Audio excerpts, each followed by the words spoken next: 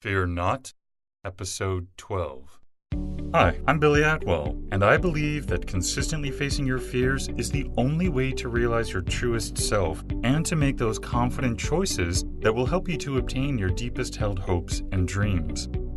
I have faith that this podcast series will show you that you are not alone, that it will strengthen you and give you courage to face your fears, and that it will help you to permanently cross over into a life of living beyond your fears.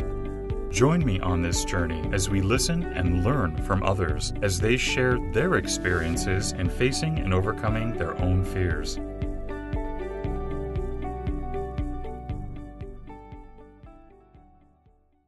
Hello, everybody. Today, you and I are going to be joined by Tosha Fowler. Welcome, Tosha. How are you today? I'm good. How are you doing? I'm doing really well, thank you, actually. Great. Are you ready to fear not today? Yes, I'm ready. Tosha is an actor, director, and teacher, as well as the co-founder and artistic director of Core Theater, where she has directed Christina, the Girl King by Michelle Marc Bouchard, and A Map of Virtue by Aaron Courtney, which was named Most Promising Debut by Time Out Chicago. Recently, she was named one of the 50 people who really performed for Chicago by New City. She co-produced, wrote, and performed in her original solo show, Mommy, Where Did My O Go?, and has produced theater for almost 10 years for companies including Mary Archie Theater, the Chicago Fringe Festival, the Academy Theater in Atlanta, and her founding company, Foul Brick, in Savannah, Georgia. Tosha has worked as a playwright for American theater companies Chicago Chronicle Project, the DePaul University Diversity Initiative, and the Academy Theater in Atlanta. She is also an adjunct professor of acting at DePaul University, and she holds an MFA in acting from the theater school at DePaul. Tosha, could you take a few seconds and just fill in the gaps and maybe give us a brief glimpse of your personal life? Yeah, sure.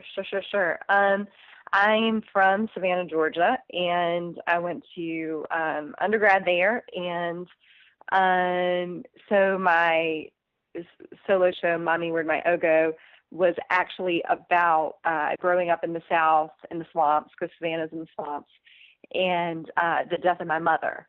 And so, which happened when I turned 25, or when I was 25. So that's part of my history, and my personal history is kind of having a unique Southern Gothic upbringing, and then in order to kind of deal with it and make sense of it, using theater to kind of tell those stories. So I think that kind of fills in some things. And then, I started a theater company in Savannah because there wasn't a lot of theater going on. And I really did feel like it was the best way that I could deal with my own life and deal with everything that was affecting me, was to be able to find pieces that really spoke to me and hopefully other people, and then produce them or be in them and create healing experiences for people. Great. Well, thank you for that glimpse. Well, can you tell us one of the biggest fears you've had to face, Tosha, and what did you do to overcome it?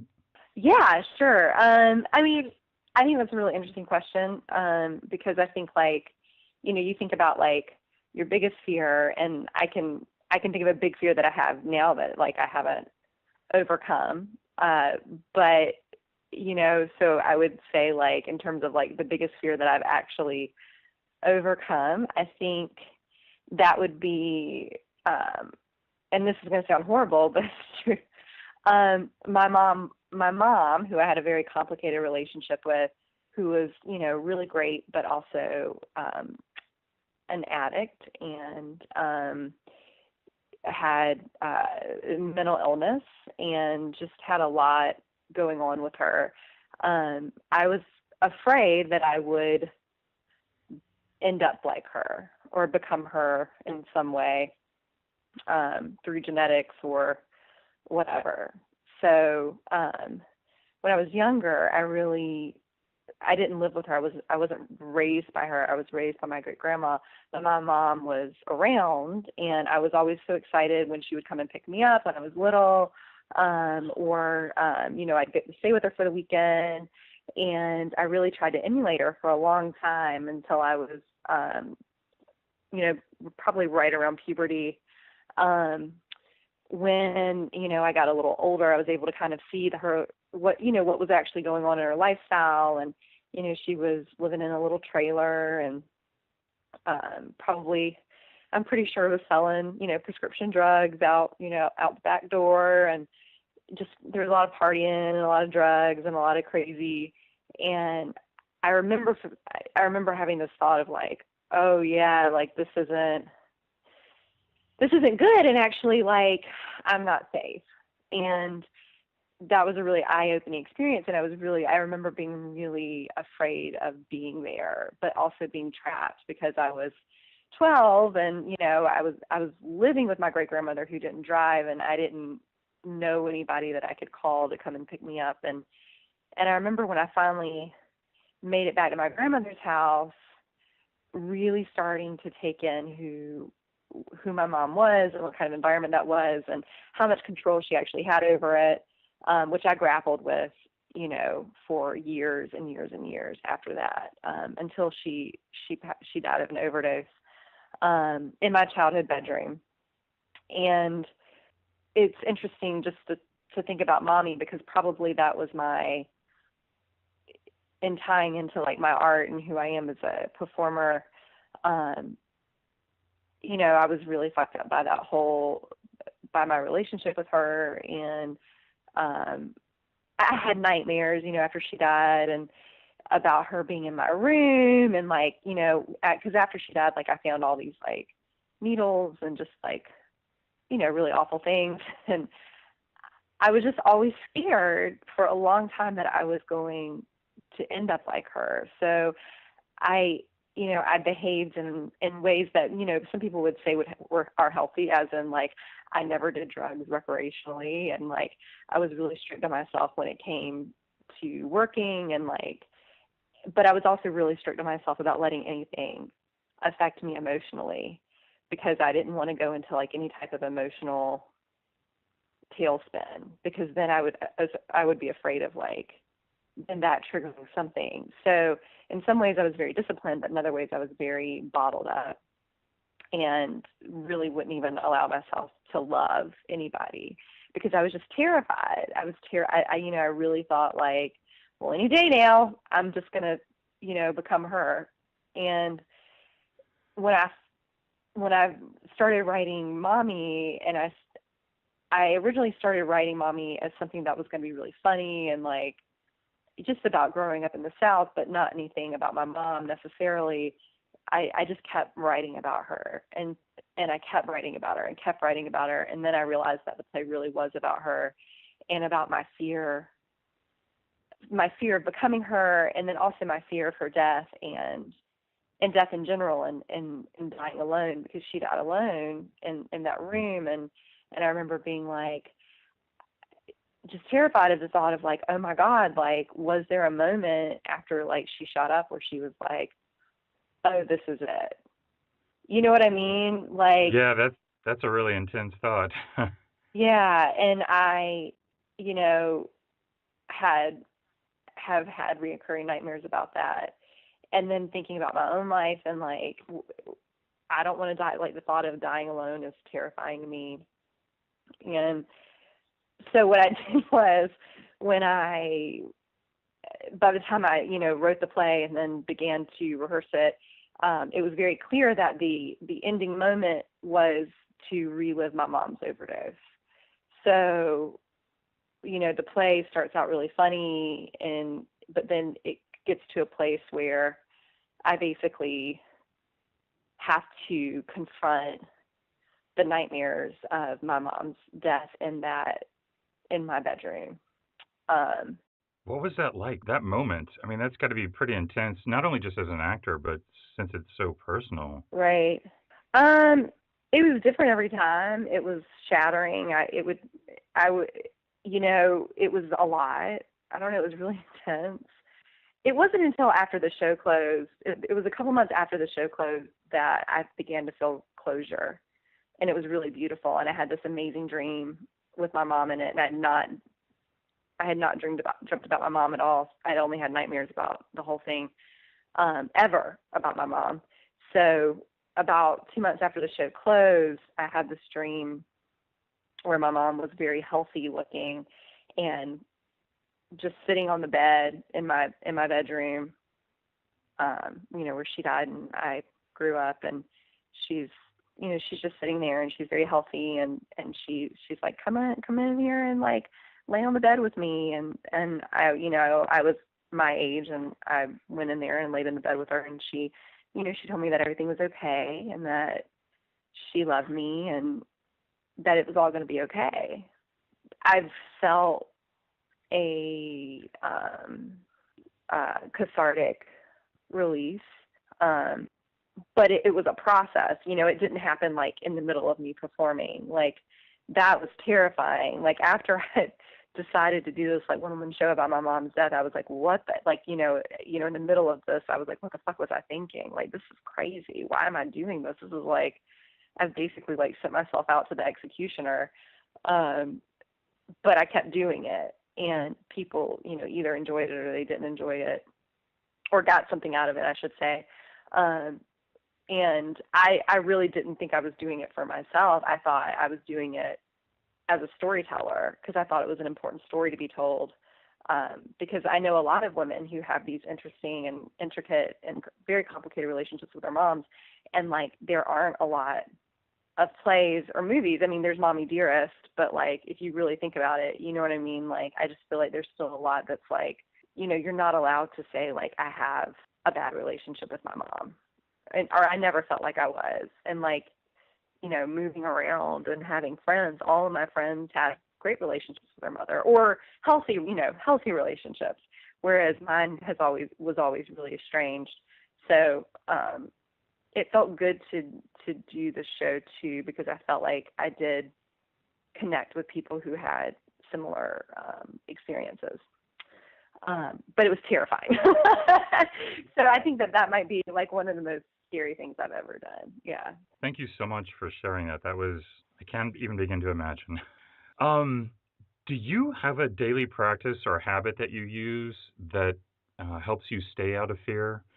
I mean, I think, well, I mean, what I do, I'm an actor, right? I mean, like, every time you go on audition, I'm afraid. Every time I go on audition, I'm afraid. There's always a part of me that's fearful because there's rejection. And I just think the more you do it, the more you remind yourself, or the more you put yourself in an uncomfortable position or in a new experience, the more you remind yourself that like you don't have to be afraid. Like, the outcome is not going to be that bad. You know what I mean? Like, it's not going to kill you. And if it does kill you, then, well, other things could kill you too. So like, in terms of like a daily, I mean, for me, the daily practice is just being an artist. Because I think to be a real artist and a true artist, you have to have courage. The theater company that I've started is called Core Theater, and it comes from the word courage. And the root of courage, of the word core, means heart. And I think like to have courage, you have to constantly be putting yourself in risky situations and to fight fear.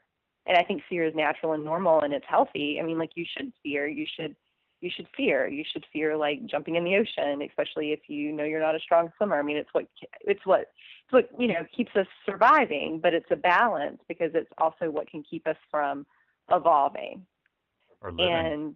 and really living. So it's a combination of like embracing your fear, because instinctually, like, it's good because like it's animalistic. Animals fear, but at the same time, we as humans can rationalize that fear and can really think about it in a different way and use it to grow into the newest form of ourselves. Can you share with us a resource that might help us in our own journey in overcoming our fears? Well, what comes to mind for me is Joseph Campbell and the Hero's Journey. Great book. Yeah, so great. So you're familiar with it. I think the thing to remember when things are going bad or when we're afraid is that it's a process. right? I mean, like, there are times when like you're going through something and you're terrified, um, but you know that like if you read the hero's journey or you look at like what that there's like pictures on the internet where you can look at like the cycle of what the hero's journey means. So you start out on your journey and you have like a call to adventure and you cross the threshold. And this is like, I mean, this is like Pan's Labyrinth or like Star Wars or any kind of just like adventure movie where there's a hero and he's got to go or she's got to go on this journey. And what you're afraid of and embracing like your fear, because you will in the hero's journey, you always die, right? There's a metaphorical death, but then you're reborn into something new and wonderful, and then you start it all over again. So like the more that you begin to confront your fears, you can look at that as like being on your journey, right? And there will be a point when you confront your huge fear, which in my case was my mother and her death, and in a way I did die, like metaphorically speaking, in terms of like that was a really hard process for me to confront. But coming back on the other side, there was a super healing part of that then actually kind of like allowed me to bloom into the next version of myself. So if you just think about it as a process, and this too shall pass, as cheesy as like that saying and like what doesn't kill you makes you stronger, it's true, but it also just might kill you. But like as my aunt says, well, or it'll just kill me. I have an Aunt Bessie who's awesome, and she's old and Southern and like she was raised. She's my great grandmother's sister, and they were all raised on a cotton farm, and it's just really great because they're so pragmatic, and she's very like, well, it's either going to kill me or it's not.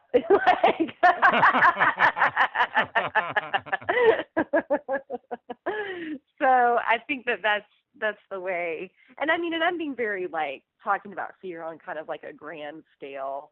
But there are small things. Like I remember dating this guy who was afraid to ride the bus. And, and I was just like, well, that's just ridiculous. Like we're getting on the bus right now. This is crazy. Because like you can't, it's hard to live in Chicago and not ride the bus, like you're spending, it's impractical. So let's see what this is and let's try to figure out a way to conquer that fear.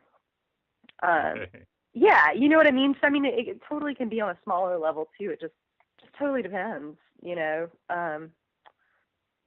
if it's small, for all of us, it can be day to day small stuff, or it can be the really big things.